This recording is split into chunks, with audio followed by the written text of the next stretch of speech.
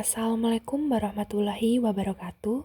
Kami dari kelompok 8 yang beranggotakan Rofiatus Solihah, Salsabila Ubaidillah, Setiorini Siregar akan membahas terkait materi perkembangan Islam di wilayah Asia Tenggara.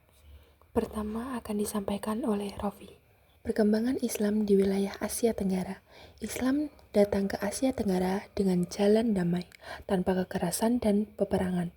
Namun dalam hal teori masuk Islam di Asia Tenggara masih menjadi polemik yang belum menemukan titik temu.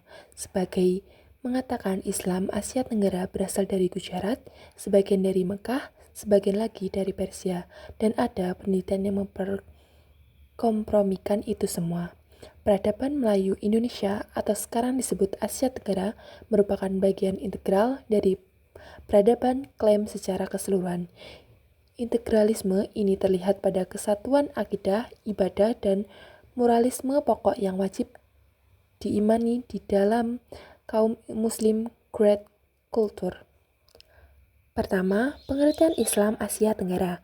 Islam Asia Tenggara mengacu pada Islam di gugusan kepulauan atau benua maritim Nusantara yang mencakup tidak hanya kawasan yang sekarang menjadi negara Indonesia, tetapi juga wilayah Muslim Malaysia, Thailand Selatan, Patani, Singapura, Filipina Selatan, Moro, dan juga Kampuchea.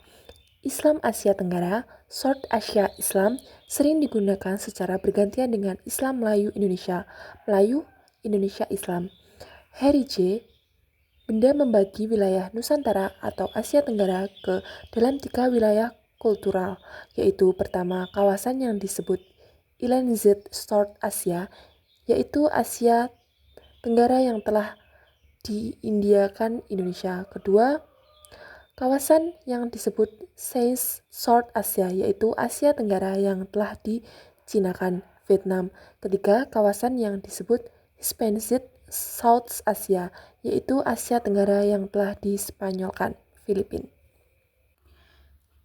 Kedua, dinamika histori Islam di Asia Tenggara. Kehadiran Islam di bumi Nusantara berlangsung secara sistematis, terencana, dan tanpa kekuatan militer, dibawa oleh para ulama alim yang memang membawa misi khusus menyebarkan Islam. Sketsa di atas hanyalah merupakan bagian kecil daripada sejarah dakwah Islam di Kepulauan Nusantara, tetapi cukup bukti-bukti yang menunjukkan adanya pelaksanaan dakwah Islam yang berjalan dengan penuh damai selama 600 tahun terakhir. Ajakan dan bujukanlah yang mewarnai gerakan dakwah itu. Ketiga, masuknya Islam ke Asia Tenggara. Menurut beberapa ahli sejarah, ada beberapa teori tentang masuknya Islam ke kawasan Asia Tenggara, yaitu yang pertama, teori Gujarat. Pitchnapel 1872 Masehi adalah orang yang mengemukakan pertama kali ini berdasarkan perjalanan Sulaiman, Marco Polo, dan Ibnu Battuta.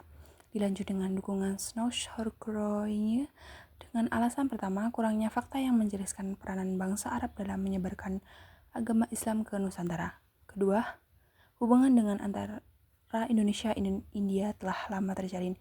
Ketiga, inskripsi tertua tentang Islam yang terdapat di Sumatera memberikan gambaran hubungan Sumatera dan Gujarat. Kedua, teori Mekah tahun 1958 Masehi. Alasan kuat teori ini menurut Hamka adalah bahwa Gujarat hanya sebagai tempat singgah, sedangkan Mekah dan Mesir adalah sebagian tempat pengambilan ajaran Islam. Ia juga mendasarkan bahwa mazhab terbesar yang dianut sebagian umat Islam Nusantara adalah mazhab Syafi'i, dan mazhab yang sama dianut di Mekah masa itu. Alasan ini jarang diungkap sejarah Barat masa awal. Kemudian bukti lain adalah pada tahun 1297 Masehi, Gujarat masih berada di bawah naungan kerajaan Hindu. Setahun kemudian baru ditaklukkan tentara Muslim. Yang ketiga, teori Persia. Teori ini dipelopori oleh Hossein Djajaningrat dari Indonesia, bahwa Islam yang masuk ke Indonesia berasal dari Persia abad ke-7 Masehi. Teori ini memfokuskan tinjauannya pada sosio-kultural di kalangan masyarakat Islam Indonesia yang ada kesamaan dengan di Persia. Di antaranya adalah perayaan tabu di beberapa tempat di Indonesia dan berkembangnya ajaran Syekh Siti Jenar. Ada kesamaan dengan ajaran Sufi Al-Halaj dari Iran Persia. Hamka menolak teori ini dengan alasan bila Islam masuk abad ke-7 Masehi, yang ketika itu kekuasaan dipimpin Khalifah Umayyah Arab, sedangkan Persia belum menduduki kepemimpinan dunia Islam. Indonesia sejak abad pertama Hijriah atau abad ke-7 atau 8 Masehi tetap baru dianut oleh para pedagang Timur Tengah di pelabuhan-pelabuhan. Barulah Islam masuk secara besar-besaran dan mempunyai kekuatan politik pada abad ke-13 dengan berdirinya kerajaan Samudra Pasai. Hal ini terjadi akibat arus balik kehancuran Baghdad, ibu kota Abbasiyah, oleh Hulagu. Kehancuran Baghdad menyebabkan pedagang muslim mengalihkan aktivitas perdagangan ke Arab, Asia Selatan, Asia Timur, dan Asia Tenggara. Siapa yang berperan menyebarkan Islam masih menjadi perdebatan di Nusantara, yaitu yang pertama, menurut pendapat Van Laur berpendapat bahwa para pedagang Arablah yang memiliki peran penting dalam menyebarkan Islam di Indonesia. Sementara Anthony Johnson menilai bahwa proses Islamisasi lebih banyak dilakukan oleh agen-agen sufi. Menurut Abdurrahman Mas'ud, mengkompromikan dua pendapat ini dengan menyatakan cukup beralasan bahwa antara saudagar dan sufi terdapat dalam diri seorang individu. Menurut Alwi Sahib, berdasarkan disertasinya bahwa pandangan yang paling luas diterima menyatakan Islam berhasil diterima secara damai oleh masyarakat Indonesia lewat ajaran-ajaran para sufi. Az-Zumardi Asra sependapat dengan menyebutkan bahwa penyebaran Islam adalah para sufi, pengembara sekaligus berprofesi sebagai pedagang yang berperan utama dalam syiar Islam. 1. Filipina. Sejarah masuknya Islam. Islam masuk di Filipina sejak tahun 1360 melalui Malaysia dan Indonesia di bagian selatan, tengah, dan utara Filipina. Namun berdasarkan berita Sulu, agama Islam masuk di Pulau Sulu dibawa oleh Syarif Al-Makdum, seorang mubalik Arab, pada tahun 1380 Masehi, lalu dilanjutkan oleh Syarif Abu Bakar sebagai mubalik keliling. Demi kelangsungan perjuangan umat Islam di masa mendatang, Syarif Abu Bakar mendirikan sebuah kerajaan Islam di bawah pimpinan Muhammad Kepungsuan. Belum lama berdiri datanglah bangsa Portugis yang ingin menggeruk kekayaan dengan menguasai ekonomi dan perdagangan negara. Selain itu, bangsa Portugis juga membawa ajaran agama Nasrani. Tak lama setelah itu, negara Spanyol menjajah Filipina dengan misi yang sama dengan dipimpin oleh Legazpi.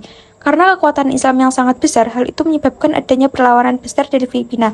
Orang Filipina mendapatkan julukan Moro, yaitu Perang Moro terjadi beberapa kali dan diakhiri dengan kemenangan Spanyol. B. Minoritas Muslim di Filipina.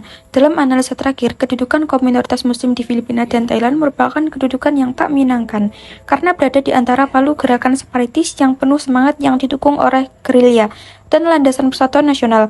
Landasan ini akan bertambah jauh lebih lama dibanding hantaman-hantaman palu itu dan bagi manusia yang terperangkap di tengah-tengahnya. Penderitaan ini mengerikan. Gerakan-gerakan kaum Muslim dan non-Muslim berhasil mencapai kesepakatan dalam konteks persatuan nasional. 2. Thailand. Jalur masuknya Islam di negara Thailand. Agama Islam masuk di Thailand pada abad 10 Masehi, dibawa oleh pedagang-pedagang Arab dan Hindustan.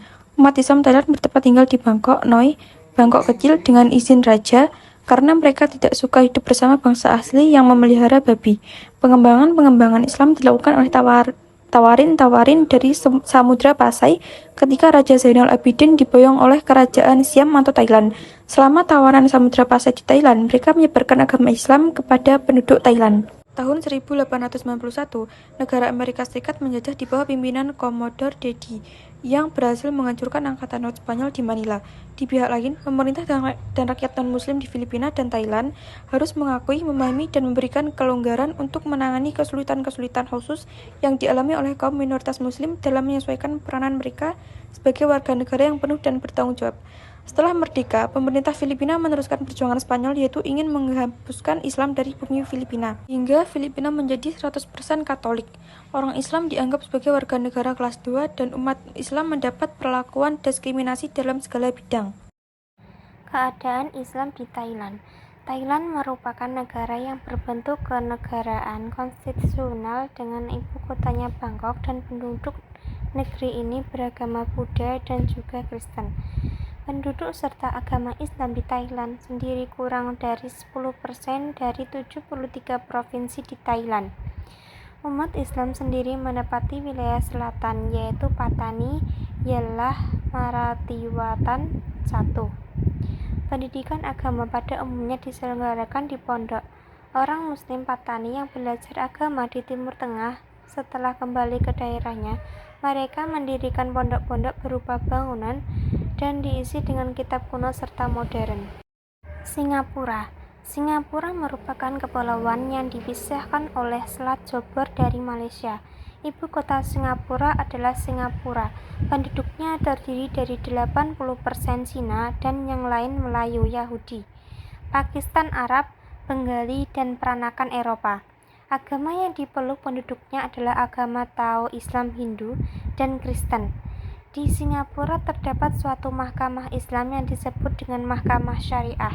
Mahkamah ini bertugas untuk mengurusi dan memutuskan segala sesuatu yang berkaitan dengan kegiatan Islam, antara lain tentang zakat wakaf, nikah, dan lain-lain. Organisasi yang lain adalah Firdaus atau Persatuan Pelajar-Pelajar Agama Dewasa.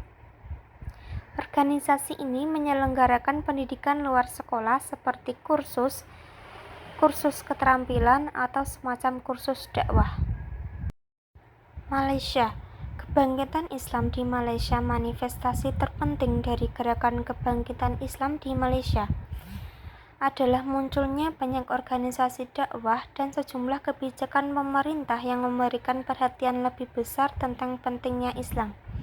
Islam merupakan agama yang dianut oleh kira-kira setengah dari jumlah penduduk dan berkaitan erat dengan etnis Melayu. Hampir semua orang Melayu adalah Muslim, dengan jumlah kecil Muslim dari kalangan pribumi yang lain.